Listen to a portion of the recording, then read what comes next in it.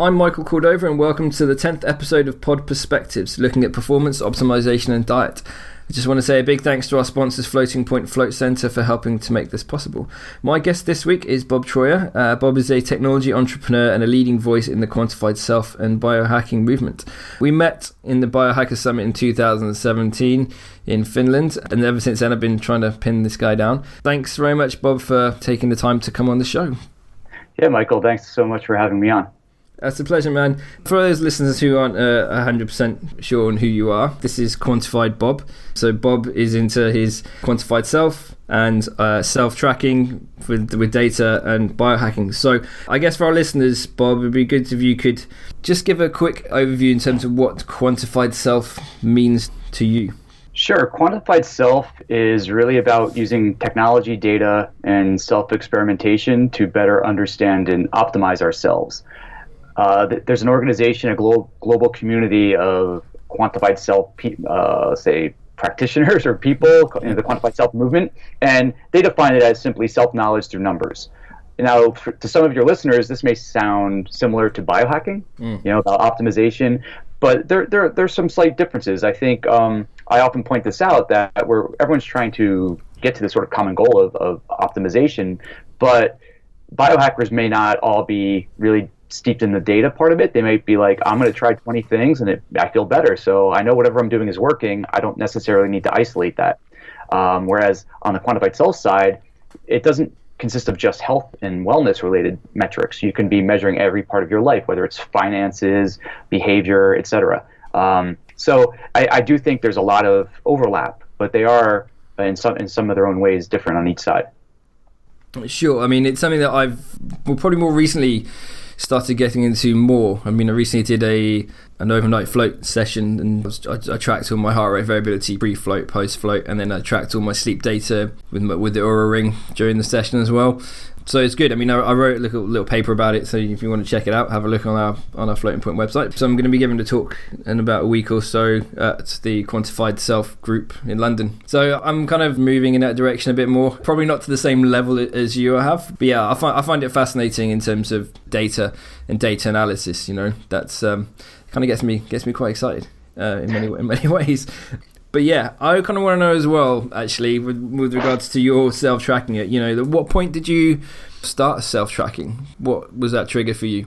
Well, I guess if you go way back, I've just always been a really curious person. From the time youth into the high school and to university, I was looking at ways to sort of improve performance. I was an athlete, so whether it's diet, exercise, and things like that, we didn't have the tools we have today. So back then I was using things like a stopwatch and a tape measure, pen and paper, but trying to gain some of these insights and see what things will help kind of move the needle in terms of performance. And I also, from a young age, had been programming computers, so I was just always into technology, and so it's sort of this marriage of having a curious mind and the ability to sort of kind of write programs and software and tools.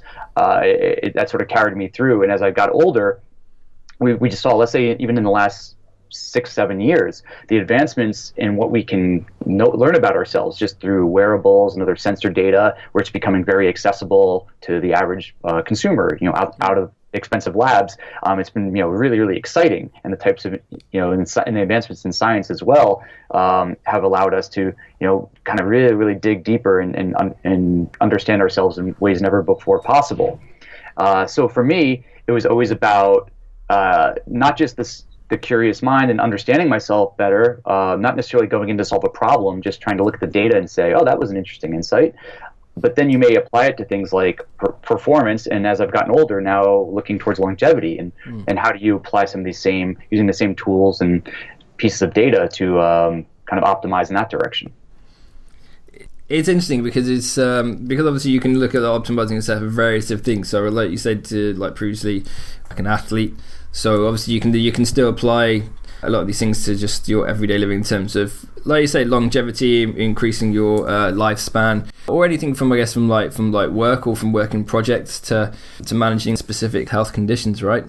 Exactly. I mean, there's many different layers to it. Obviously, some people go into it just from the the self kind of curiosity, learning about themselves. Some people get into this because they are trying to solve a particular or either optimize for something like performance, or perhaps they have some health related, wellness related issues that they're trying to understand maybe what's going on, what are the variables that are involved into either what's causing something or what can improve that condition. At the moment, I guess it'd be interesting to know how many things that you're currently tracking, and where do you get the inspiration for these tests? Sure. So I'm never going to go out there saying I'm the most quantified person in the world. Sure. I think the goal is, we're trying to get efficiencies at the end of the day in our lives. We're not trying to make more work for ourselves.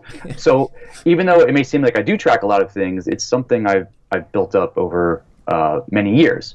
So for example, there are many layers to it, like baseline sort of, I'll call this passive data collection. Things like if you have wearables, it's kind of set it and forget it. It's collecting whether I look at it or not. But It's always nice to have that data available if I need to go back and look at it. So things like location data, where I might want to go back and understand what I did the previous year. So you have that. I also I have sensors, for example, in my bedroom. I look at my environment.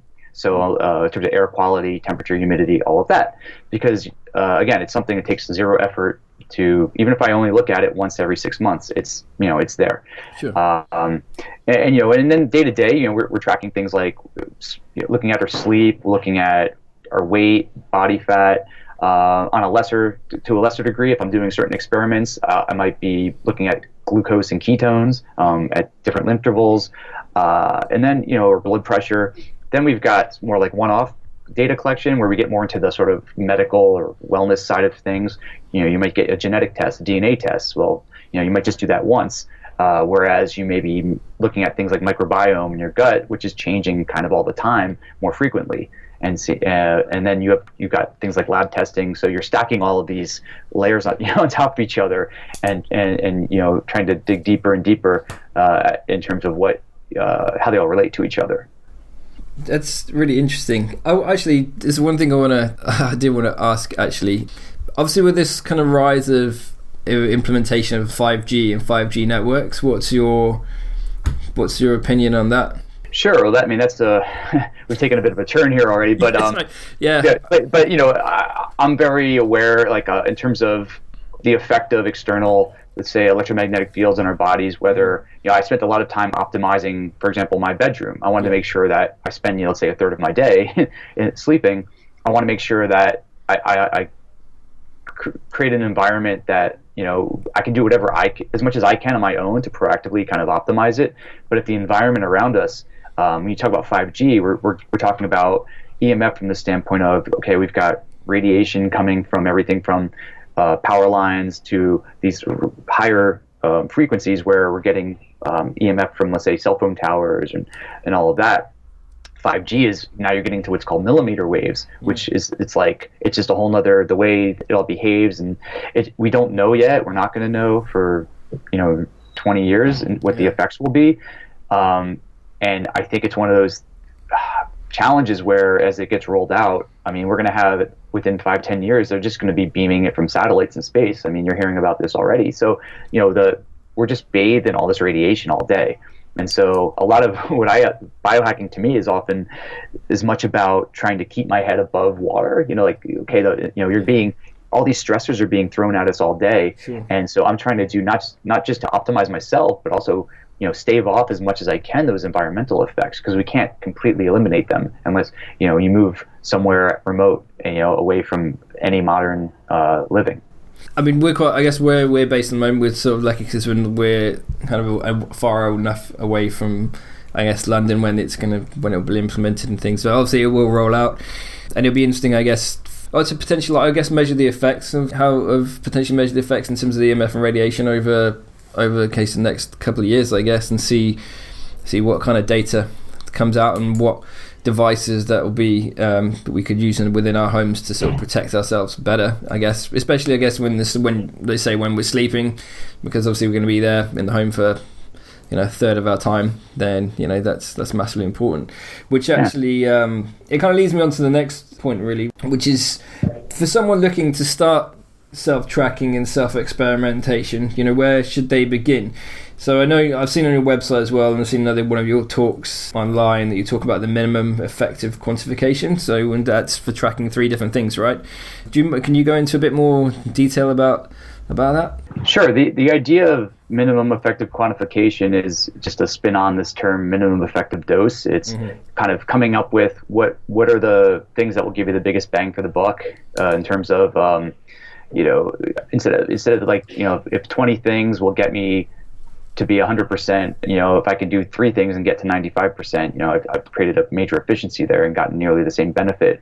The talk you're referring to was one I gave earlier last year, I believe, and it was the idea of showing people that you can take things to the extreme in terms of data collection and just all this crazy information, but from just an overall general wellness and self-understanding standpoint, there are a handful of things that we can be looking at. One of them, for example, would just be understanding our blood glucose.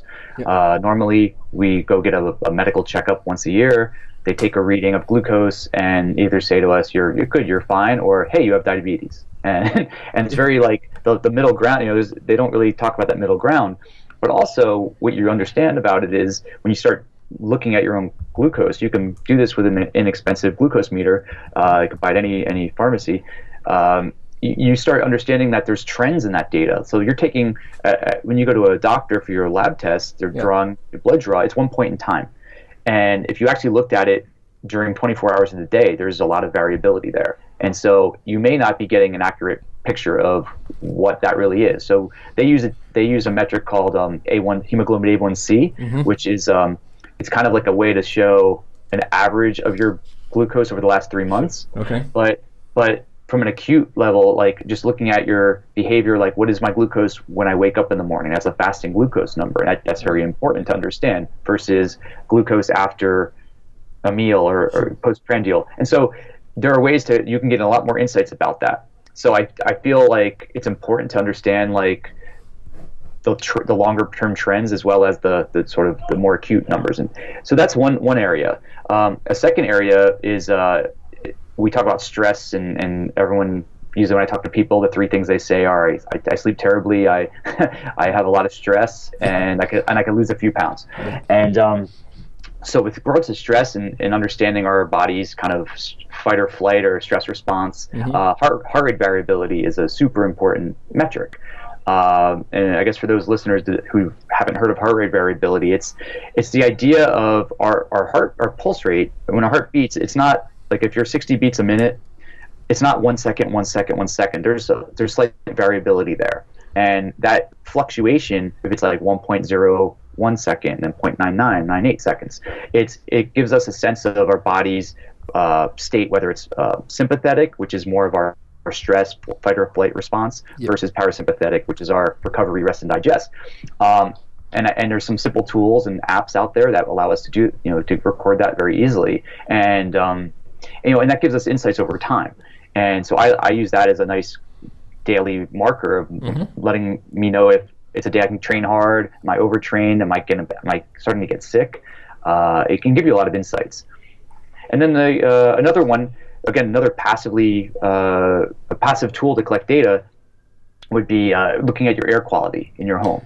Because again, I feel we spend all this time focusing on our bodies, right? And we're like doing a biohacking in our bodies and what we put in, what we eat, and all of that. But people spend very little time thinking about the environment. And you touched on, EMFs and 5G, and that's a super important part. But even just air quality. I mean, in our home, like you regardless of if you live in a city that's polluted or which is not ideal, but inside of your home itself, where you're sleeping, you're spending a lot of your time, just understanding kind of what's going on there.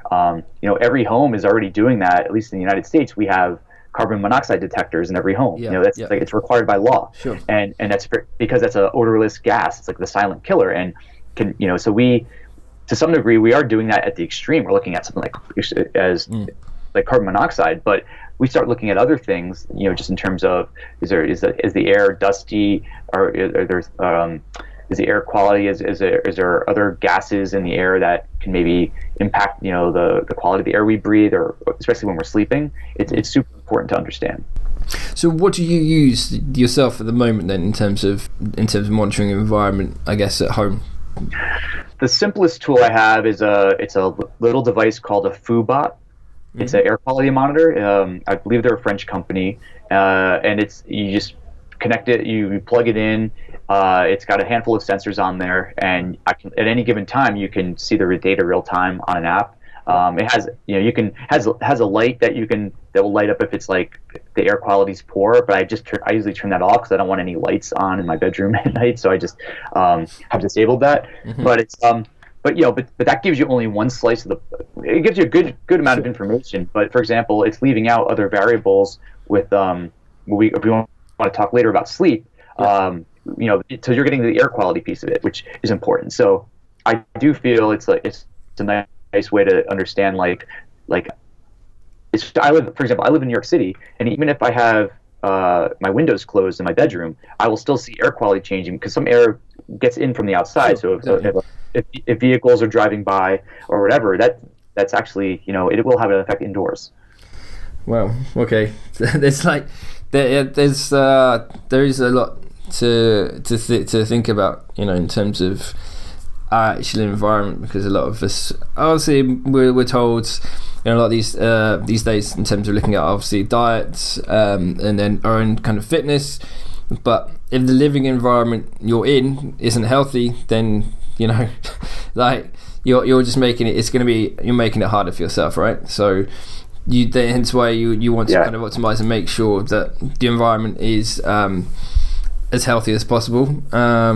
So that all helps. And then I'll add the link to the device that you use at the on our website at the end. So if anybody wants to buy one, then we can I can send them there. That would be cool.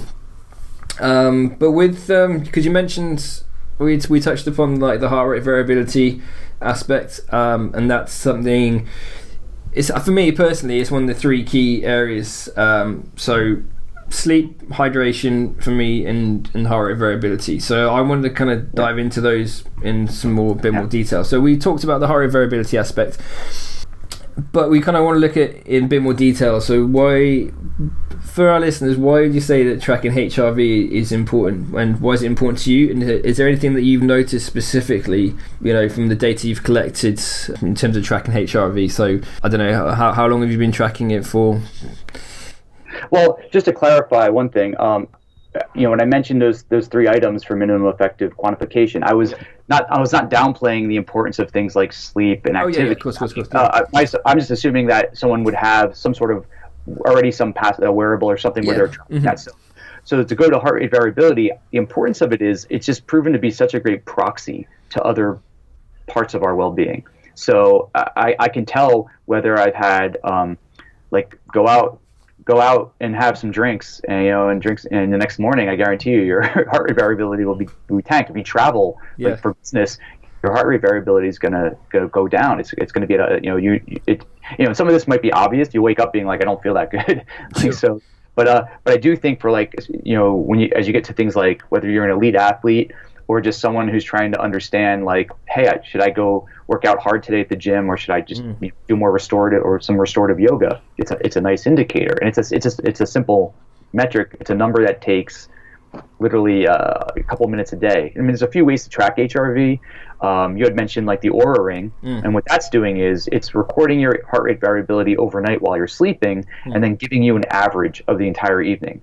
Sure. Now, I have personally found that doesn't exactly mirror what if I had done a spot check every morning. So each morning when I wake up, before I even get out of bed, I will also use another app or tool that records about from a 1 to 2 minute recording of my heart rate variability. So I'm using a chest strap, or there's an app that will extract it off of by putting your finger on your smartphone's camera, and so that's kind of saying to me it's kind of saying what is my state right now when I wake up, and that's the proxy I use for whether I go hard today or not. Whereas the Oura Ring is kind of giving you an average overnight, so it might tell you your average is really poor or really good, but it's very what I want to know mostly is what happens when I wake up in the morning. What's that number at the moment I wake up?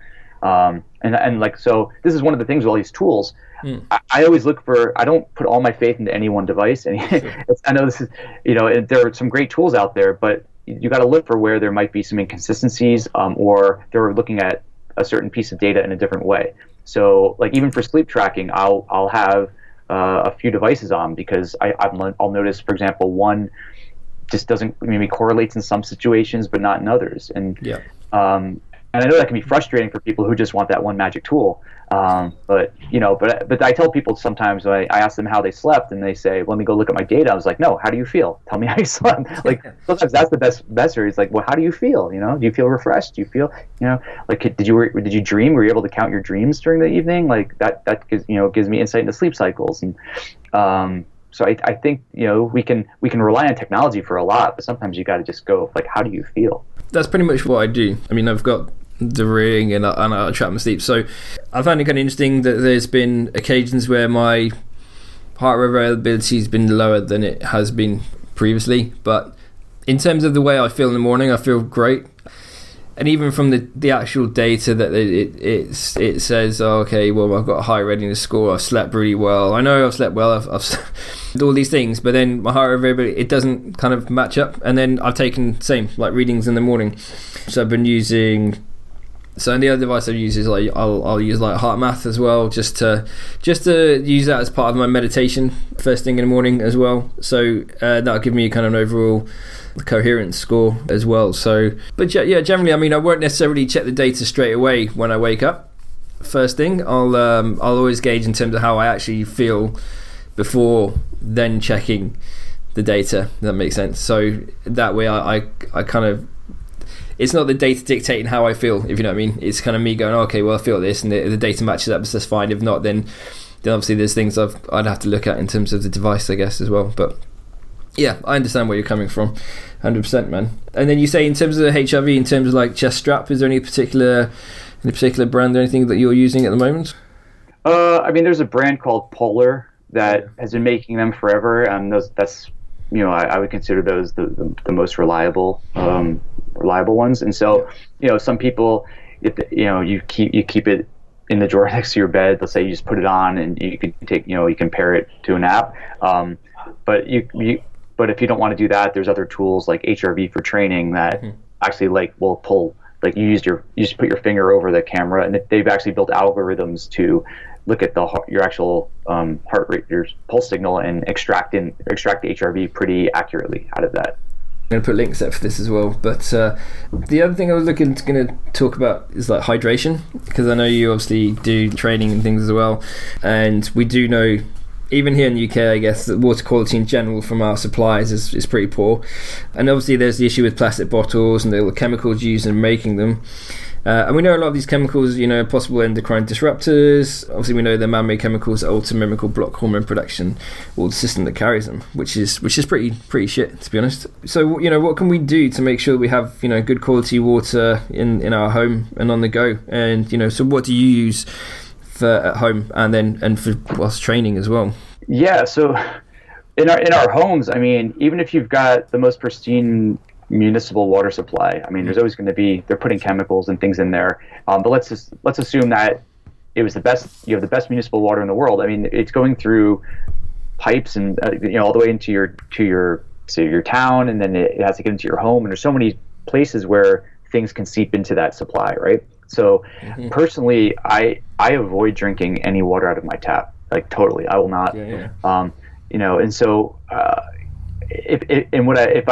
what I will do is, I mean, there's ways to filter it. So some people will have an under counter, like a reverse osmosis system, where they're basically taking water in, ripping everything out of it. So you basically just end up with water that just has nothing in it, and then they'll have to add back in certain like salt, some minerals, and things like that. I do have in my refrigerator, there's a water filtration pitcher called Zero Water. So you can use tap water, pours in, it gets super filtrated, and it actually comes with a little meter that you can measure the particle count in the water, and it should be zero, basically. So it means it's taking everything out, but it also means that like it's dead. It's essentially dead water. It's not like you're gonna get, you'll get somewhat hydrated, but it's not like water from like spring water or mineral water. So in a bind, like if I was having to make some tea or coffee, I could use a little bit of that. But day to day, if I'm drinking water, I'm usually relying on good high quality sources of spring or mineral water, which and depending on where in the world you are, there's all sorts of different brands. Obviously, when possible, avoid plastic bottles. We have some brands here that they come in glass bottles that are a little bit darker, which is one way to approach it. And even if you filter your water, you drink healthy water, one area people often forget is they're still showering in the same water. Yeah. And the challenge there is you're breathing in. I mean, you're breathing in a lot of that same stuff. So I would look to invest in these are not expensive, a shower filter that will kind of act the same way the water filters do. So if you're going to bathe in this same type of water, you want to rip those chemicals out of it. And so you want to look at it those ways. And then when things like training. Again, I try to just always have a good quality source of water on me or near me. That's good. It's important. Been recently testing out some other supplement, which is actually taken from the sea.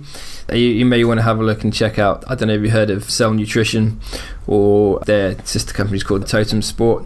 But basically, within the seawater, because it's the way it's harvested, I guess, and it still contains like 78 trace minerals, and it's great for the hydration. And I know a few people that have taken it daily, and then have the headaches have gone, or they've reduced kind of migraines and all that side of things. And but I 100%, I find it really, really works. But yeah, man, you should definitely check it out. Yeah, I will. And I mean, you can go really deep on the water discussion. I mean, there's people talking now about deuterium in water, deuterium depleted water, which is basically like, we talk about heavy, they call it like heavy water. So like, we get into like mitochondria and how we produce energy. It's basically like there's sources that have even this higher quality of water, usually coming from, I think, somewhere like glacial types of water. And so you'll probably hear, like, you'll see this word sprinkled around, like deuterium, and no one's really been able to, there's protocols people are coming out with now for it. And, it's one of those things where it looks promising, but it's very early to figure out how accessible can this be to the average person to get this into their lifestyle. Is it affordable? Is it accessible? Yeah. I think that's the case with not everything, but there's certain things within the health and wellness industry that are the same, at the early stage. And it's just one of these things that's going to have to take time once technology either changes or the different processes that can be done. Then I'm sure things will change, and it'll become more accessible to a lot more people. Finally, we'll talk about sleep. That's quite a big one, man. And there's the whole ton of stuff out there. And I guess in terms of sleep for yourself, is there anything in particular that you track yourself in terms of sleep wise? Well, tracking, obviously looking at my just day to day, but my trends in terms of my total sleep, the time I fall asleep, the time I wake up, the sleep stages I'm in. So I want to look at, especially for me, getting adequate deep sleep. So there are all those variables, and like I said, you can stack it down the road. Like if you've got other data points, I can see the effect of my environment on my sleep. So maybe, I was having many disruptions during the night, and maybe it was because my bedroom door was closed and I was building up carbon dioxide in the bedroom. And at some point, just because I was breathing all night, and perhaps just opening the door slightly lets some fresh air in and improves sleep. So there are ways to sort of track all of that. We covered a lot of it already in terms of the sort of basic metrics of sleep. I mean, there's a lot of tools out there that you can use, in terms of getting a sleep routine down, or make what's going to sort of set you up for hopefully more success. And obviously, eliminating blue light sources late at night, having that kind of coming up with a ritual the last few hours before you go to sleep to kind of block blue light, whether wearing, blue light blocking glasses and kind of staying away from electronics. But even if you're going to watch some, if you're looking at a screen, make sure that you're filtering out those, those wavelengths. Yeah, 100%. So I've heard, and I've started doing mouth taping as well, which I think is a great hack to help you sleep better, and I've been using it to great effect, to be honest with you. And is that something that you've dabbled and looked at, or what are your opinions on that? Yeah, it's been pretty. It's actually been a pretty dramatic sleep hack. I mean, just for a small piece of tape that costs not much money. I mean, the concept is, it's scary. You see pictures of people taping their mouths, and I've probably posted some, and people are like, it looks like this freaky, like, you know, some horror movie or something. But it essentially what it's doing is it's retraining ourselves to force nasal breathing while we're sleeping. And people think, you know, they get all scared. They're like, well, I've got nasal issues, I'm going to suffocate. But it's just a small piece of tape that would actually can, you know, if something happens or disturbance during the night, it'll come off. The tape will come off.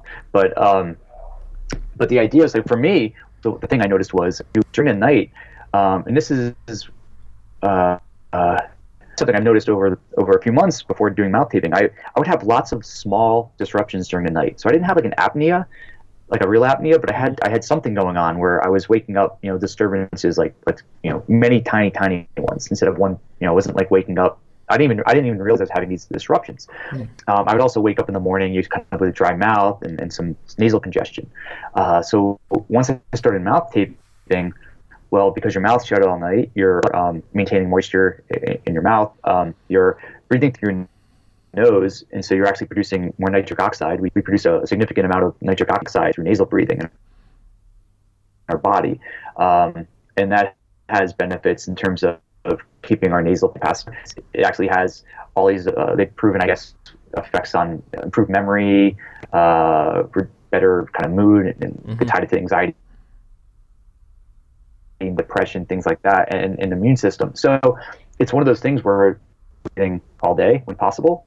And for a lot of people that just had a tendency to open, if you're opening up your mouth and breathing through your mouth, I just feel like nasal breathing for me has really sleep improvement. Yeah, I mean, I've done it, and my wife started doing it. I think my wife kind of enjoys the fact that I do it because I probably talk a lot, and it's a double bonus for her, I guess.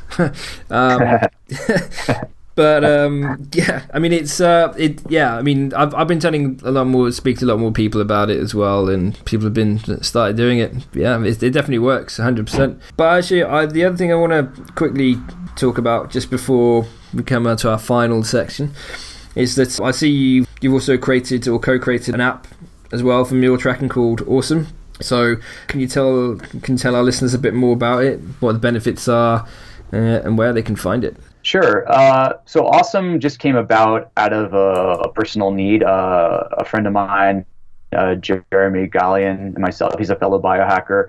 We just wanted there's some tools out there that will do meal tracking down to like every little nutrient and calorie, and you know, and sure, I'll use that once or twice a year just to kind of do a gut check to see if I'm dialed in still on things.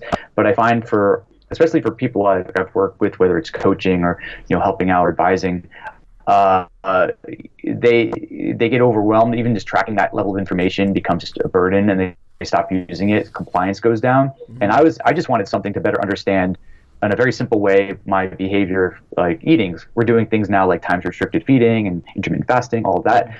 So what we built was just a simple tool that it's a photo-based meal tracking app that displays on essentially a timeline your meals day by day throughout the week. So you can scroll through and you can start to identify very simple trends. Like, you know, okay, I always have those 2 cups of coffee in the morning before a certain time. You'll see an outlier like, oh, I ate that ice cream at 10 p.m. last night. What was up with that? And so for me, I just wanted something simple because you can extract a lot of information just out of a photo. And we developed it from the standpoint of like, if it's something my parents can't use, then it's too complicated. So there's a million features. People every day are like, can I do this? Can I do that? And we're like, no, right now the focus is just doing one thing really well and very simply. And so, this is coming from a guy who tracks a lot of things, and I'm trying to say, like, I want to make it very easy for people. I want to make health and wellness very easy for people, because I think there's too much, like, there's a lot of great tools out there, and but they just, for the average person, it's like, very complicated. Yeah. And so Awesome just became, it was just a tool that we built. I mean, again, I have a technology background, as did he, so we were able to kind of roll up our sleeves and get away coding, and we just kind of built it. And so, yeah, the app is called Awesome. You can, it's available for Android and iOS. So just search either of the app stores. Yep. You have to probably type in like Awesome meal tracking, because awesome is a very generic word, I realize, or you can go to isjustawesome.com. It'd be like the website, and there's links to both of the stores from there, and it's free, so anyone can use it. and love to hear anyone's feedback on it.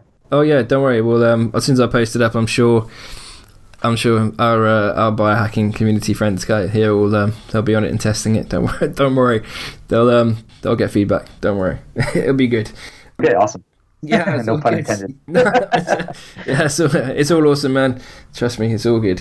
So I kind of want to move on to our final section, really, which is a bit more focused, I guess, on optimization, really. And I'd like to know what are your 3 recommendations for someone who wants optimal physical health? If there's 3 specific things that people should either cut out of their everyday life and diet, or they should be doing, what 3 things would you recommend? Well, I'd say if we're talking optimal mental and physical health, these are probably things that are, let's get away from some of the data and all the geeky technology and all of that.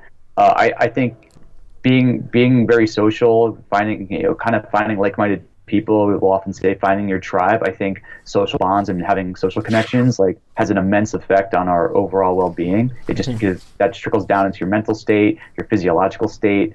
There's no point, even if you're the healthiest person in the world, if you're lonely, you're probably not going to have a very long life.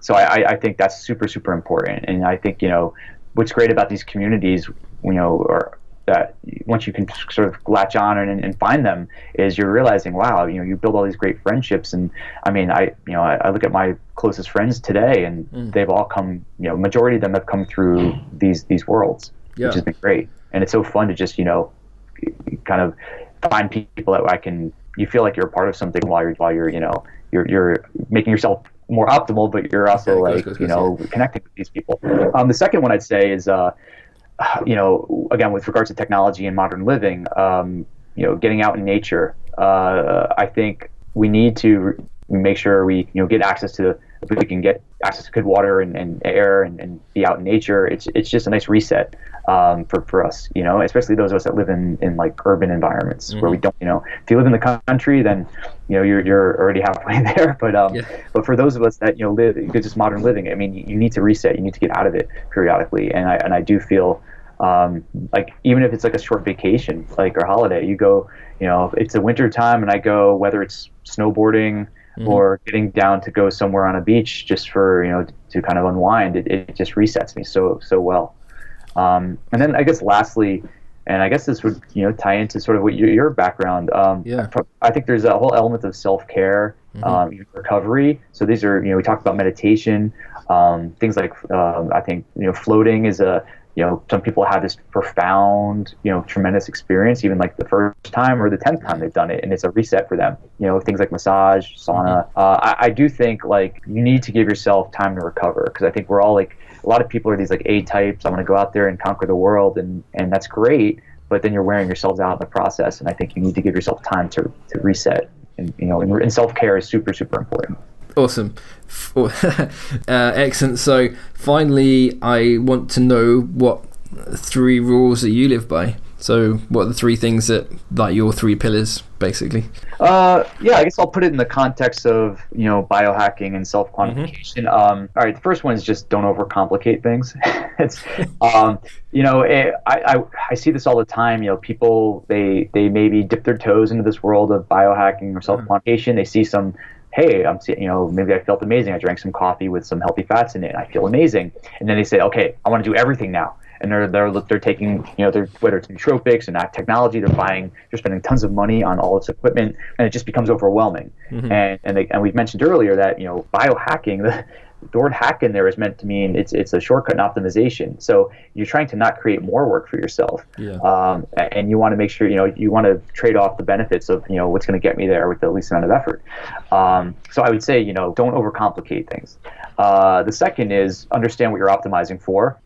So sometimes maybe someone isn't necessarily optimizing to start. They just want to understand themselves better. But then they might say, well, I'm really looking for performance. I'm an athlete, or I've got some health issues, and so it's more wellness related, or even longevity, because those are going to dictate the approaches you take or what things you might want to focus on at any time more than others. There may be more short-term things you're optimizing for. Maybe someone is trying to train for an event, and there's a date. They know they want to be peaking at that point. Whereas, if someone who's training for longevity, well, if you really want to live a long time, you can't be doing Tour de France races every day. It's like Sure. I understand that. And then I think the third is really just what we just discussed about the three things. I mean, biohacking for a lot of us is just trying to allow us to overcome the effects of modern living. It's trying to replace, it shouldn't replace nature, it shouldn't replace things, but we're trying to create ways to kind of deal with the stressors and just all the things that life throws at us. So I do think we still need to be able to disconnect, get outside, get out in nature, and don't let the technology and all of this be a burden.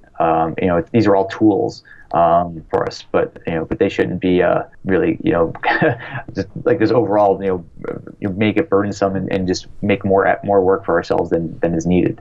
Yeah, simple is beautiful, man. Thanks very much, Bob, for being with us today. It's been an awesome pleasure for you being on the show and sharing your knowledge on improving physical and mental health through self-tracking. But if our listeners want to find out more information on what you do, where can they go? Sure. So I write about a lot of my adventures and sort of self-tracking and biohacking at quantifiedbob.com. And no surprise that you can also find on Instagram, Twitter, etc. Just Quantified Bob. And actually, like, Instagram is probably a little more of like kind of fun little day-to-day things. I show kind of experiments or hacks in progress or things I come across. Whereas my blog is more long form, like I've really written up some these experiments. And anyone feel free to drop me a line. Happy to always answer any questions or at least point you in the right direction. Awesome. Thanks, Bob, so much for being on the show, man. It's taken a while to get hold of you, but I'm so glad we did. And there's plenty of useful information there, and there's some great links that we will put on the website for the podcast info. When I put that out in the next week or so. But Bob, thanks so much again, and for taking the time out to talk to me today. Yeah, thanks again, Michael. It's always a pleasure. Oh, good. You look after yourself, Bob, and I'll speak to you very soon. Okay, great. Thanks. Have a good one. We have some great guests coming up on our future podcasts. Follow the show on SoundCloud or iTunes as Pod Perspectives. We are also on Facebook, where we will put all the links we've mentioned in the show. Thanks for listening. I'm off to create a spreadsheet for my data tracking. Until next time, take care and stay healthy.